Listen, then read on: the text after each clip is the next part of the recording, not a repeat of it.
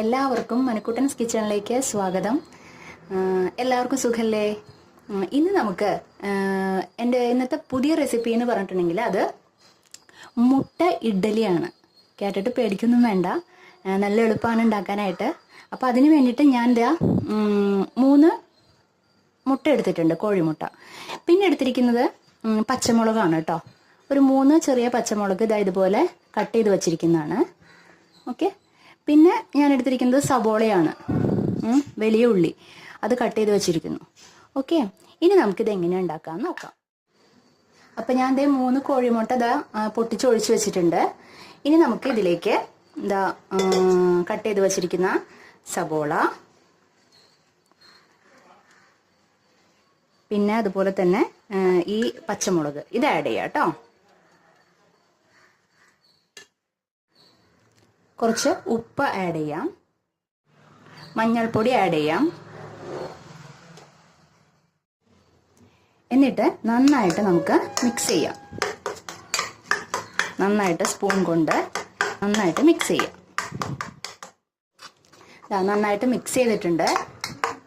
Okay. ഇനി നമുക്ക് ഞാൻ ഇഡ്ഡലിയുടെ തട്ടെടുത്തിട്ടുണ്ട്. ഇനിയിപ്പോൾ അതിലേക്ക് നമുക്ക് കുറച്ച് വെളിച്ചെണ്ണ ഒഴിക്കാം. എന്നിട്ട് ഈ 4 ഭാഗം ഒന്ന് നന്നായിട്ട് വെളിച്ചെണ്ണ കൊണ്ടൊന്ന് തടവി കൊടുക്കാം. ഓക്കെ. അതിനുശേഷം നമുക്ക് ഇതിലേക്ക് ഇത് ഫില്ല് ചെയ്യാം.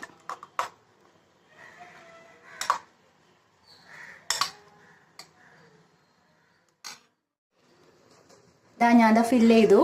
ഇനി നമുക്ക് എന്താ ചെയ്യേണ്ടതെന്ന് നോക്കാം.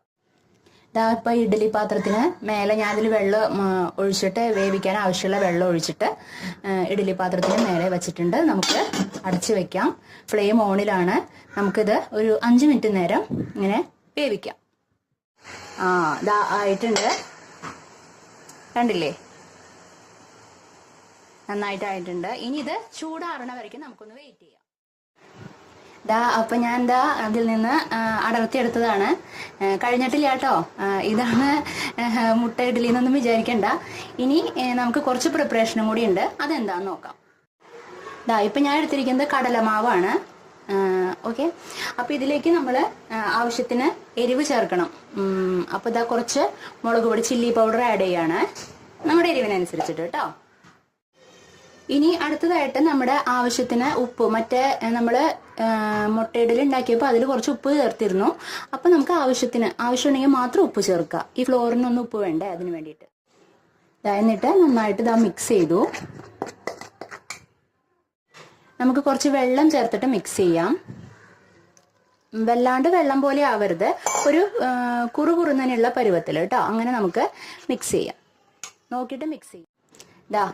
ഈ പരുവത്തിൽ വേണം നമ്മൾ മിക്സ് ഉണ്ടാക്കാനായിട്ട്. മനസ്സിലായില്ലേ?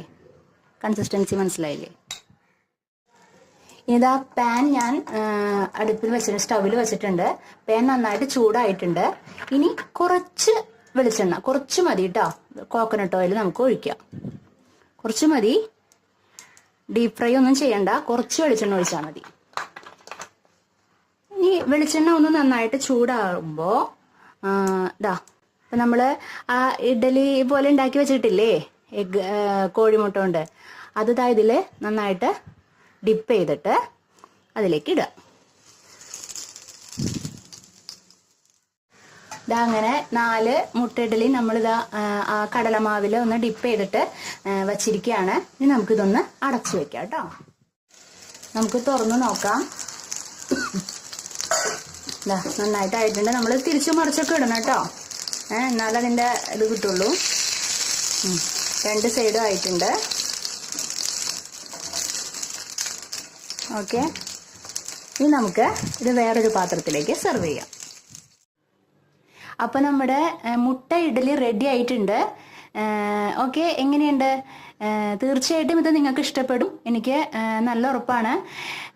വളരെ കുറച്ച് പ്രൊസീജിയേഴ്സ് ഉണ്ട്, എന്നാലും കുഴപ്പമില്ല, നമുക്ക് എളുപ്പത്തിൽ ഉണ്ടാക്കാൻ പറ്റും. നല്ലൊരു സ്നാക്സ് ആണ്. അതുപോലെ തന്നെ ചോറിൻ്റെ കൂടി നമുക്ക് കൂട്ടി കഴിക്കാവുന്നതാണ്, കുഴപ്പമില്ല. ഓക്കെ. അപ്പോൾ നിങ്ങൾക്ക് ഈ റെസിപ്പി ഇഷ്ടമായെന്ന് വിചാരിക്കണു. ഒരു പുതിയൊരു ടേസ്റ്റാണത്. ഒന്ന് ട്രൈ ചെയ്ത് നോക്കണം എല്ലാവരും. അപ്പോൾ ഈ വീഡിയോ ഇഷ്ടപ്പെട്ട് കഴിഞ്ഞിട്ടുണ്ടെങ്കിൽ ലൈക്ക് ചെയ്യാനും കമൻറ്റ് ചെയ്യാനും ഷെയർ ചെയ്യാനും ഒന്നും മറക്കരുത് കേട്ടോ. അപ്പോൾ നമുക്കിനി വേറൊരു എപ്പിസോഡിൽ നമുക്ക് വീണ്ടും കണ്ടുമുട്ടാം. അതുവരേക്കും ബൈ, താങ്ക് യു.